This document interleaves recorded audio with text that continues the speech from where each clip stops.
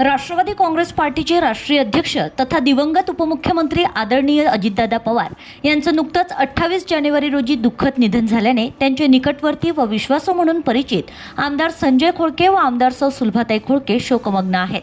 दिनांक 5 फेब्रुवारी रोजी जिल्ह्याचे पालकमंत्री नामदार चंद्रशेखरजी बावनकुळे यांनी गाडगेनगर स्थित आमदार खोडके यांच्या निवासस्थानी सांत्वना भेट दिली आहे।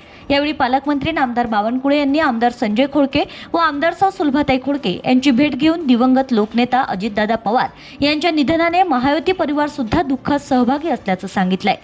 दिवंगत उपमुख्यमंत्री अजितदादा पवार यांनी महायुती सरकारमध्ये राहून महाराष्ट्राच्या समृद्ध विकासासाठी जे काही निर्णय घेतले त्याचा अमरावतीला सुद्धा पुरेपूर लाभ मिळालाय। दादांनी प्रत्येक अर्थसंकल्पात अमरावती जिल्ह्याच्या विकासाकरिता भरीव निधी उपलब्ध करून दिल्याने जिल्ह्यात सर्वसाधारण क्षेत्र, अनुसूचित क्षेत्र व आदिवासी विकास अशा सर्व विकास योजनांवर अमरावती जिल्ह्यात चांगलं काम करता आलंय।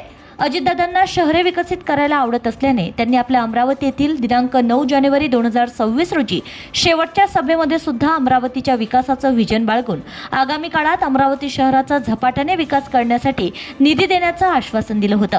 आज जरी दादा आपल्यात नसले तरी अजितदादांनी अमरावतीमध्ये केलेला प्रत्येक वादा आपण आगामी काळात पूर्ण करण्यासाठी प्रयत्नरत राहू असा विश्वास सुद्धा नामदार बावनकुळे यांनी आपल्या सांत्वनपर भेटीतून व्यक्त केलाय। तसेच अजितदादांच्या निधनाने शोकमग्न असलेल्या खोडके परिवाराने या दुःखातून सावरून आपले लोककल्याण व जनविकासाचं कार्य पूर्ववत करण्याबाबतही नामदार बावनकुळे यांनी आमदार संजय खोडके व आमदार सौ सुलभाताई खोडके यांच्याशी संवाद साधलाय। Bureau report RCN news.